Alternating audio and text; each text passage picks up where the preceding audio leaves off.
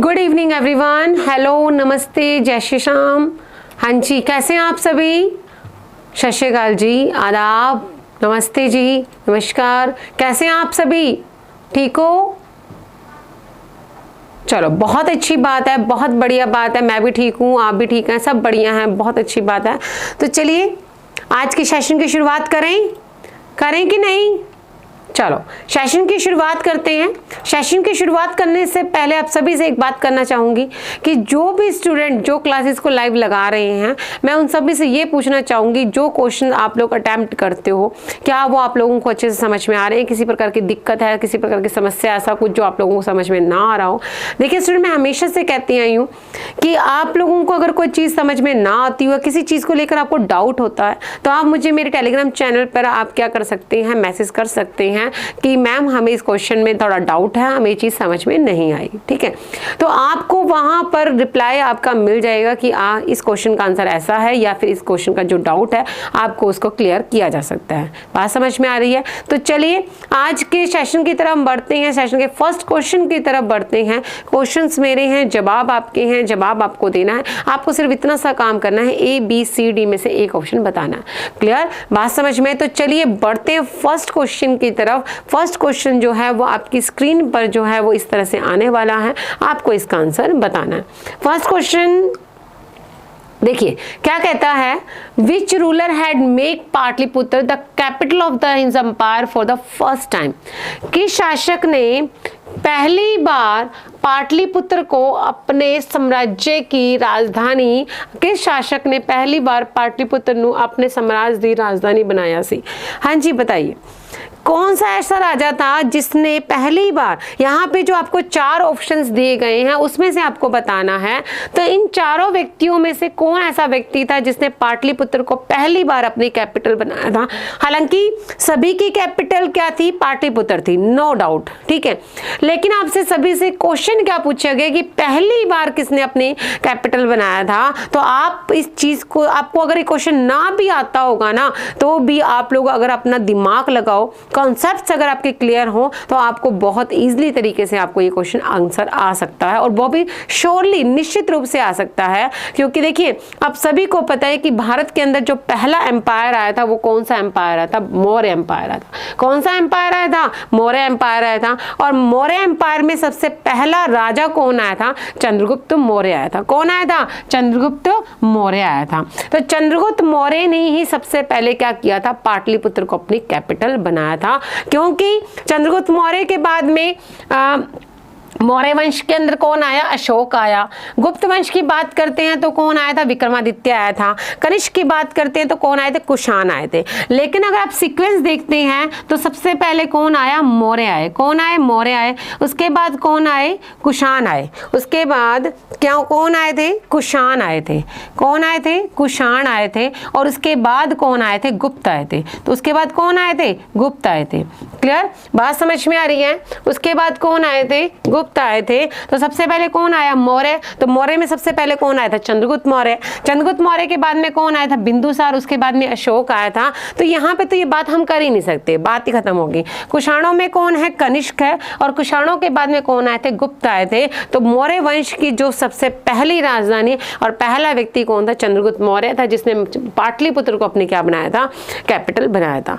यहाँ पे एक चीज क्लियर करनी आपको बहुत ही जरूरी है कि हर एक वंश के अंदर जब हम मगध वंश करते हैं तो मगध के अंदर हर एक वंश आता है, उसके अंदर एक व्यक्ति आता है जिसका नाम है उदयन।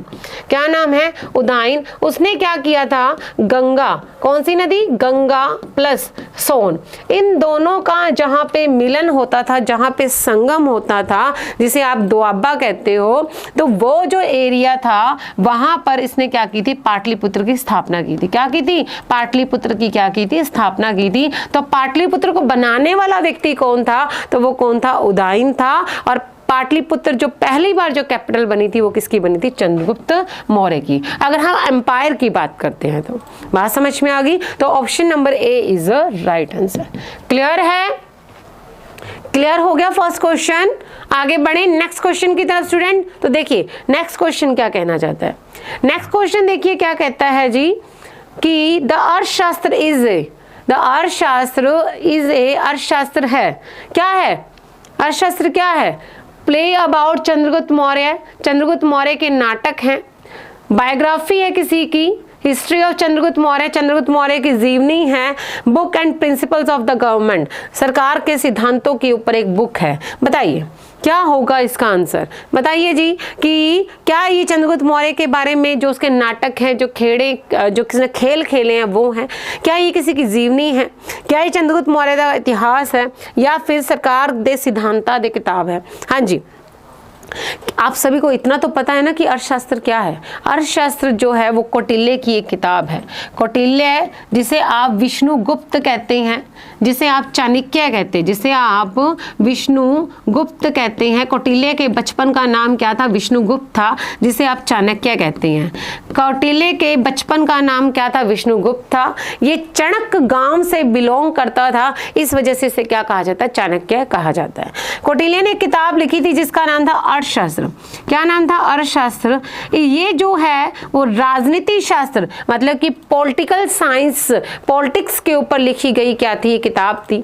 पब्लिक एड, लोक प्रशासन से रिलेटेड क्या थी? ये किताब थी। इसमें हमें सरकार को किस तरह से काम करना चाहिए, सरकार की क्या क्या पॉलिसीज होनी चाहिए, उसके बारे में हमें इसमें क्या मिलती है? जानकारी मिलती है। क्लियर? बात समझ में आई? चंद्रगुप्त मौर्य के इतिहास के बारे में हमें इसमें जानकारी नहीं मिलती है, ये चीज का ध्यान रखना। हमें सिर्फ मौर्यों के प्रशासन के बारे में जानकारी मिलती है, और प्रशासन का मतलब क्या होता है? सरकार। एडमिनिस्ट्रेशन का मतलब क्या होता है? सरकार। तो हमें सरकार के सिद्धांतों पर क्या मिलती है? पुस्तक मिलती है। बात समझ में आई? अगर आपसे क्वेश्चन पूछा जाए कि प्राचीन भारतीय इतिहास में राजनीति शास्त्र से की जानकारी देने वाला पहला ग्रंथ कौन सा है, तो वो कौन सा है? कौटिल्य का अर्थशास्त्र। अगर आप लोगों से क्वेश्चन पूछा जाए लोक प्रशासन, पब्लिक एड से रिलेटेड, पब्लिक एडमिनिस्ट्रेशन से रिलेटेड जो किताब है वो कौन सी है? हमारा कौटिल्य का अर्थशास्त्र। बात समझ में आई है? बात समझ में आ गई? और इसमें हमें क्या मिलती है? मौर्यों के प्रशासन से रिलेटेड जानकारी मिलती है। हमें गवर्नमेंट से रिलेटेड क्या मिलती है? जानकारी मिलती है कि राजा को किस तरह से बिहेव करना चाहिए, किस तरह से प्रशासन को चलाना चाहिए, नगर को किस तरह से चलाना चाहिए, किस तरह से पॉलिसीज होनी चाहिए, इन सभी के बारे में जानकारी हमें कहाँ से मिलती है? कौटिल्य के अर्थशास्त्र से। तो option number D is the right answer.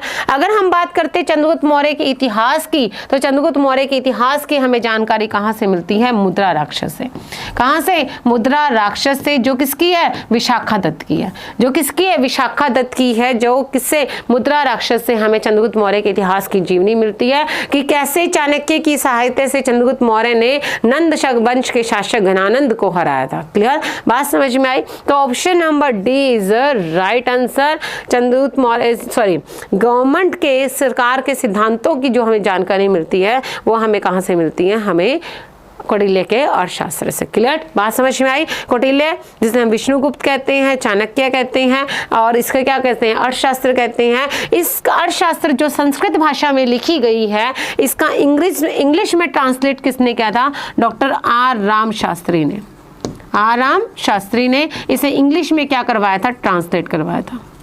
English में क्या करवाया था? इसे ट्रांसलेट करवाया था। क्लियर? बात समझ में? क्योंकि कौटिल्य का जो अर्थशास्त्र वो संस्कृत भाषा में लिखा गया है, और इसे आर राम शास्त्री ने मैसूर के अंदर इसे इंग्लिश भाषा में क्या करवाया था? ट्रांसलेट करवाया था। क्लियर? बात समझ में आई? तो option number D is the right answer. I hope आपको ये क्वेश्चन समझ में आ गया होगा। क्लियर? आगे बढ़े नेक्स्ट क्वेश्चन की तरफ। तो देखिए नेक्स्ट क्वेश्चन, देखिए क्या कहना चाहता है हमारा। The first Muslim Who situated Puranas was, पुराणों का अध्ययन करने वाला पहला मुस्लिम कौन था? देखो कितनी बड़ी बात है कि जो संस्कृत में लिखे गए जो पुराण थे, जो हमारे 18 पुराण हैं, संस्कृत में जो लिखे गए हैं, वो एक हिंदू नहीं बल्कि एक मुस्लिम जो है वो उसको पढ़ रहा है, उसका अध्ययन कर रहा है, उसको एग्जामिन कर रहा है कि हिंदू ब्राह्मण धर्म के अंदर क्या क्या लिखा हुआ है। मेरी बात समझ में आ रही है? कि ये बहुत बड़ी बात है कि एक मुस्लिम जो फारसी को जानते हैं, वो मुस्लिम जो हैं वो क्या कर रहे हैं? पुराना संस्कृत को पढ़ रहे हैं। तो वो व्यक्ति कौन था? अबुल फजल, अब्दुल कादिर बदायनी, अल बरूनी और दारा शिकोह। बताइए कौन सा वो व्यक्ति था जिसने पुराणों का अध्ययन किया था, पुराणों को पढ़ा था पहली बार? तो वो कौन सा मुस्लिम था? बताइए। हाँ जी ऑनलाइन बताइए जल्दी से जल्दी, इसका आंसर क्या हो सकता है? बिल्कुल, हाँ जी बताइए, क्या ये पता है किसी को आंसर? देखें आंसर देखें इसका, तो देखो क्या हो सकता है इसका आंसर। अबुल फजल, अबुल फजल, क्या ये अबुल फजल सही है इसका आंसर? नहीं, ये जो था अबुल फजल वो अकबर के टाइम पीरियड का था, जिसने क्या लिखी थी? अकबरनामा लिखी थी। क्या लिखी थी? अकबरनामा लिखी थी। अगर हम बात करते हैं अल बरूनी की, तो अल बरूनी पहला ऐसा मुस्लिम था जो मोहम्मद गजनवी के साथ भारत आया था, मध्य एशिया से आया था, और इसने भारत के अंदर पुराणों का, टोटल कितने पुराण हैं? 18 पुराण हैं, उनकी क्या की थी? इसने स्टडी की थी। बात समझ में आई? तो पुराणों का अध्ययन करने वाला पहला व्यक्ति कौन था? Option number C, Al बरूनी। कौन था? Option number C, Al बरूनी। ये किसके साथ आया था? महमूद गजनवी के साथ भारत आया था, जिसने, वो महमूद गजनवी जिसने भारत में सोमनाथ पर आक्रमण किया था, जिसने भगवान शिव के मंदिर को तोड़ा था, ये वही मोहम्मद गजनवी है जिसके साथ कौन आया था? अल बरूनी आया था। अल बरूनी की किताब का नाम क्या है? तहकीक-ए-हिंद। तहकीक-ए-हिंद, तहकीक-ए-हिंद, जिसे हम क्या कहते हैं? किताबुल-ए-हिंद, किताबुल-ए-हिंद,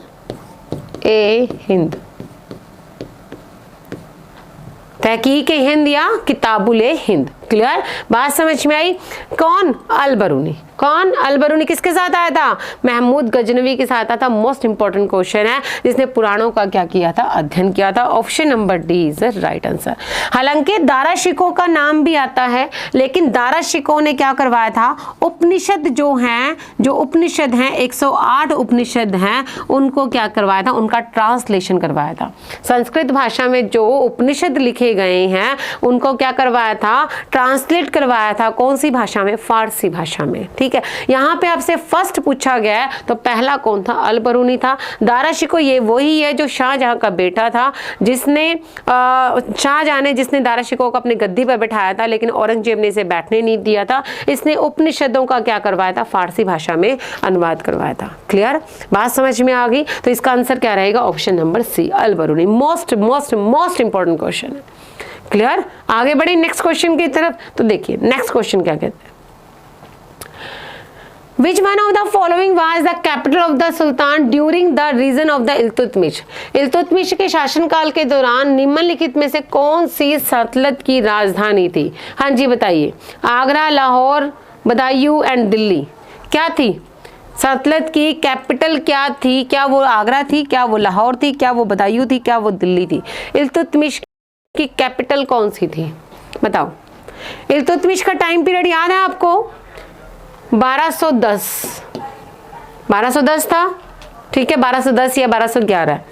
अगर हम आगरा को उठाते हैं, क्या पूछी? कैपिटल पूछी है। अगर हम आगरा को उठाते हैं तो आगरा की स्थापना तो 1504 में की गई है। वो तो सिकंदर लोदी ने की थी। किसने की थी? सिकंदर लोदी ने की थी। बात समझ में आई? समझ में आया? क्लियर है? तो आगरा तो हो ही नहीं सकता, तो इसको तो हम क्या कर रहे हैं? काट रहे हैं, क्योंकि आगरा तो बना ही 1504 में था, वो भी सिकंदर लोदी ने बनाया था। और सबसे पहले कौन आया था? इल्तुतमिश आया था। पहले कुतुबुद्दीन ऐबक, फिर इल्तुतमिश आया था। ठीक है, अब क्वेश्चन क्या पूछा गया है? कौन सी सल्तनत की राजधानी थी? अगर हम लाहौर की बात करते तो लाहौर जो थी वो कुतुबुद्दीन ऐबक की राजधानी थी। कुतुबुद्दीन ऐबक की राजधानी थी।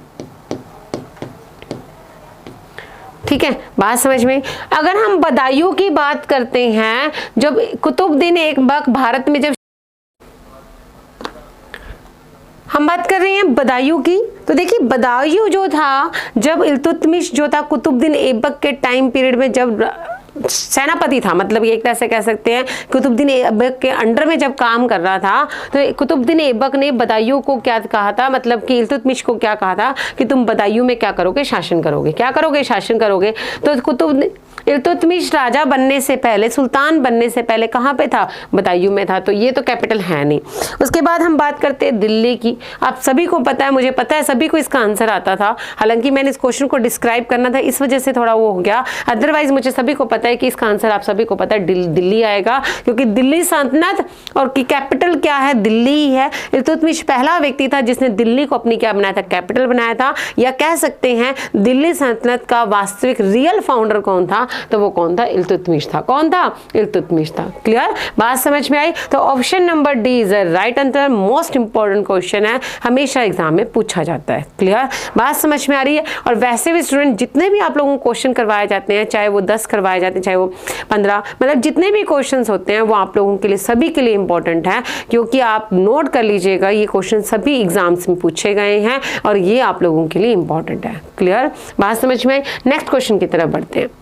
The attempt of the Alauddin Khilji to control the market prices, Alauddin Khilji का बाजार मूल्य नियंत्रण करने का जो प्रयास था वो कैसा था, क्या हुआ था इससे? क्या एग्रीकल्चर में प्रोग्रेस हुई थी? क्या जो कुलीन दरबारी थे, जो अमीर दरबारी थे, उनको क्या लाभ हुआ था, प्रॉफिट हुआ था? क्या ये सबसे ज्यादा सफल रही थी? क्या इससे शासक को, मतलब जो राजा था, उससे जनता को अलग कर दिया गया? बताइए, जो अलाउद्दीन खिलजी ने जो बाजार नियंत्रण व्यवस्था, मार्केट वैल्यू को लागू किया था, वो कैसी थी, मतलब उसका क्या रिजल्ट निकला? क्या खेतीबाड़ी में प्रोग्रेस हुई थी? नहीं। क्या दरबारियों को लाभ हुआ था? नहीं, उससे तो बहुत ही ज्यादा लॉस हुआ था। क्या जनता को अलग कर दिया गया राजा से? नहीं। ये सबसे ज्यादा क्या रही थी, सक्सेस रही थी, सबसे ज्यादा क्या रही थी, सफल रही थी। आप सभी को पता है अलाउद्दीन खिलजी की बाजार नियंत्रण व्यवस्था के कारण इसे क्या कहा जाता है, अर्थशास्त्री कहा जाता है।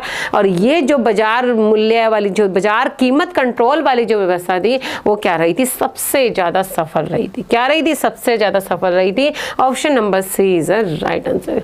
आता था सभी को ये, आता था सभी को ये, आता था, कोई बात नहीं।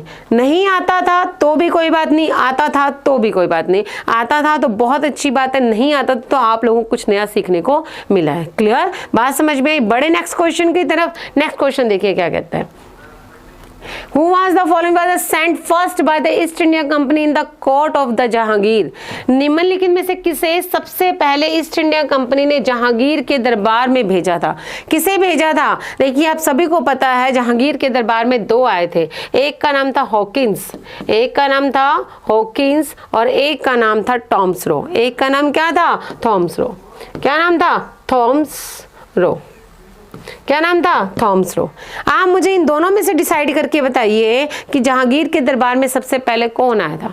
कौन आया था जहांगीर के दरबार में? तो नाम से ही पता चल रहा है सबसे पहले कौन आया था, हॉकिंस आया था। कौन सा आया था, हॉकिंस आया था।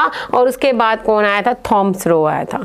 उसके बाद कौन आया था, थॉमस रो। तो सबसे पहले कौन आया था, हॉकिंस आया था। जब ये हॉकिंस जब जहांगीर के पास में आया था, उस टाइम पे जहांगीर कहाँ पे था, आगरा में था।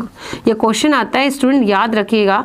जब हॉकिंस आया भारत के अंदर तो वो जहांगीर से कहाँ पे मिलने गया, आगरा में मिलने गया। कहाँ मिलने गया, आगरा में। और जहांगीर ने इससे खुश होकर इसे इंग्लिश खान की क्या दिया था, टाइटल दिया था।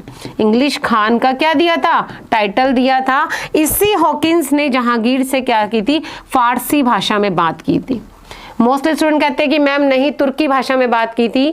नहीं, फारसी भाषा में बात की थी। ये आप लोग नोटिस कर लेना, ठीक है। बात समझे, मतलब नोट कर लेना कि जहांगीर, हॉकिंस आगरा में मिला, इसने इसको इंग्लिश खान का टाइटल दिया, इसने इससे जहांगीर से फारसी भाषा में बात की, इससे खुश होकर जहांगीर ने इसे इंग्लिश खान का क्या दे दिया, टाइटल दे दिया। बात समझ में आ गई, समझ में आया।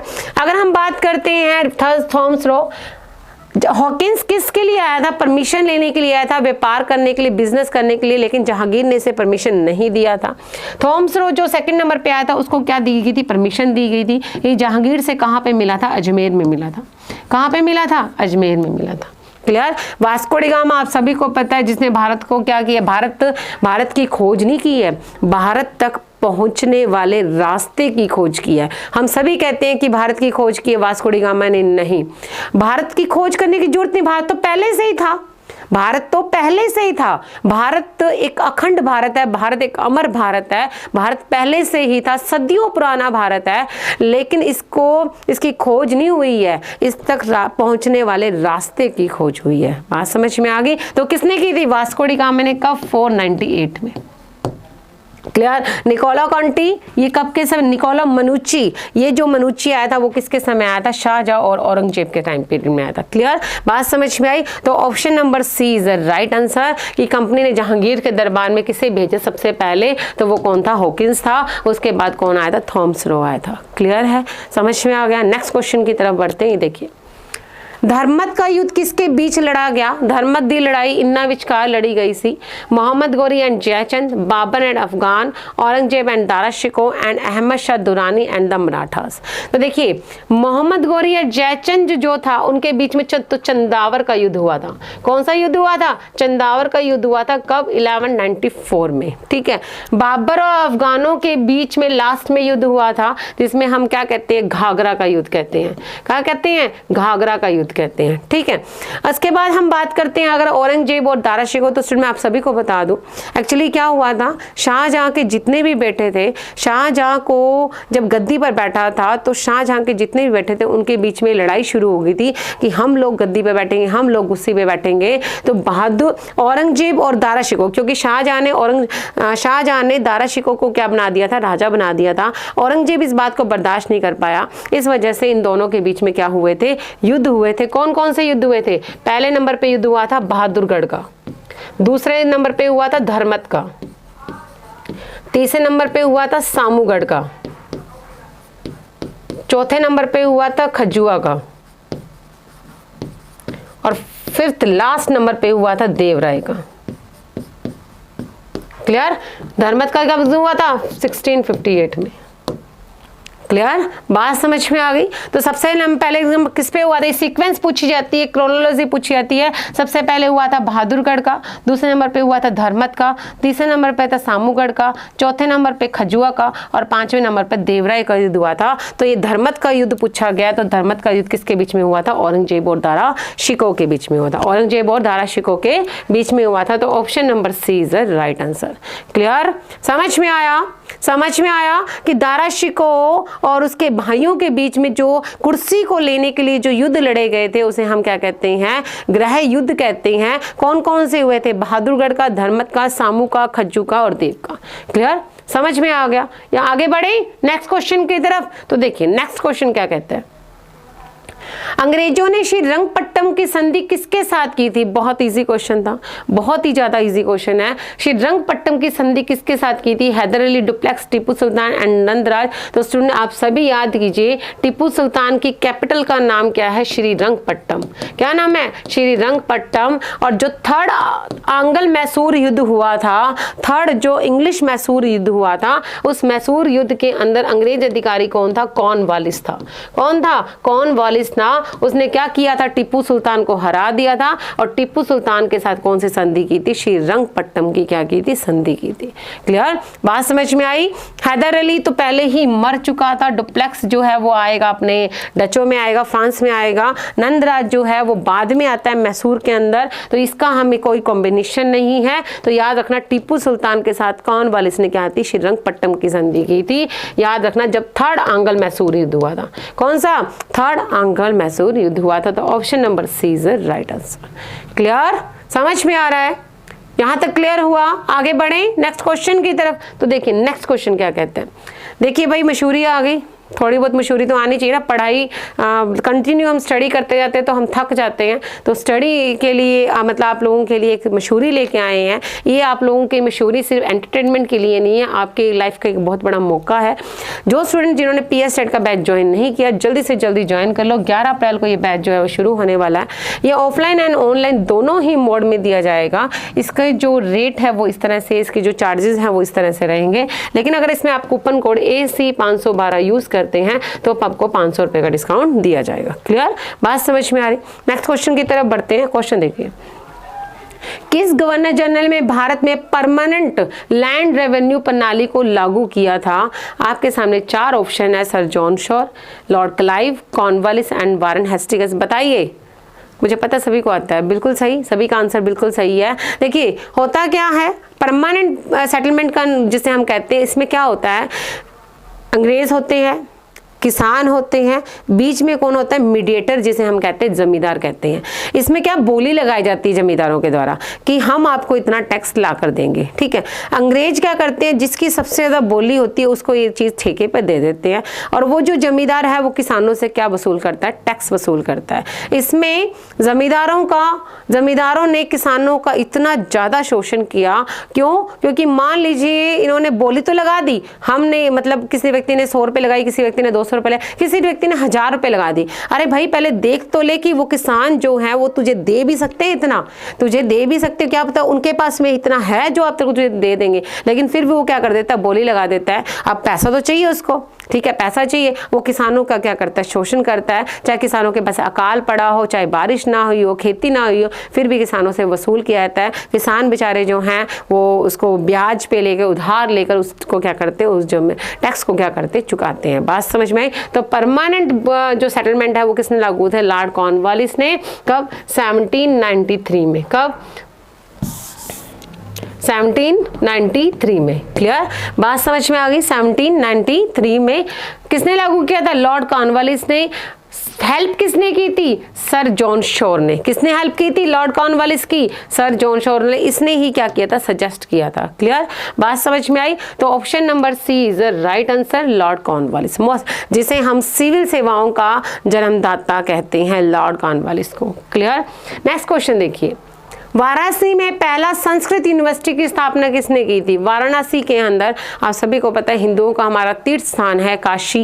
काशी जो वाराणसी में है, सारनाथ, ये सारे क्या हैं, यूपी में है, और ये हमारे क्या तीर्थ स्थान है। वहाँ पे संस्कृत महाविद्यालय, संस्कृत यूनिवर्सिटी की स्थापना किसने की थी, Duncan, Warren Hastings, Lord Macaulay and Bankim Chandra Chatterjee. तो इसका आंसर क्या आएगा, Jonathan Duncan. Option number A, Jonathan Duncan इसका क्या रहेगा, आंसर रहेगा। बिल्कुल सही, ऑनलाइन। क्लियर, बंकिम चंद्र चटर्जी जिन्होंने क्या लिखा था, एक नॉवल लिखा था जिसका नाम क्या था, आनंद मठ। क्या नाम था, आनंद मठ, जिसके अंदर क्या था, वंदे मातरम सॉन्ग था। क्लियर, बात समझ में आई। तो option number D is right answer. Clear है। इसी के साथ यूजीसी नेट का जो बैच है वो स्टार्ट हो चुका है, रिकॉर्डेड बैच है, जल्दी से जल्दी ज्वाइन कीजिए, जिससे कि आप अपना सपना जो आपका संकल्प लिया है लेक्चरर बनने का वो उसे पूरा कर पाएं। इसके जो चार्जेस हैं वो कुछ इस तरह से है, कूपन कोड लगाइए और 500 रुपये का डिस्काउंट लगाइए। आगे आज की क्लास में इतना ही। अगर आप लोगों ने अभी तक मेरा टेलीग्राम चैनल ज्वाइन नहीं किया तो जल्दी से जल्दी ज्वाइन कर लीजिए। हिस्ट्री से रिलेटेड सारी इन्फॉर्मेशन, आपकी किसी भी प्रॉब्लम का सॉल्यूशन आपको वहाँ पे मिल जाएगा। इसी के साथ आज की क्लास में इतना ही। Thank you so much. स्वस्थ रहिए, खुश रहिए, मस्त रहिए, अपनी लाइफ को एंजॉय कीजिए। साथ ही साथ पढ़ाई भी बहुत जरूरी है, पढ़ाई भी कीजिए। क्लियर, आज के लिए इतना ही। गुड नाइट, शुभ रात्रि एंड शुभ खैर। Thank you so much.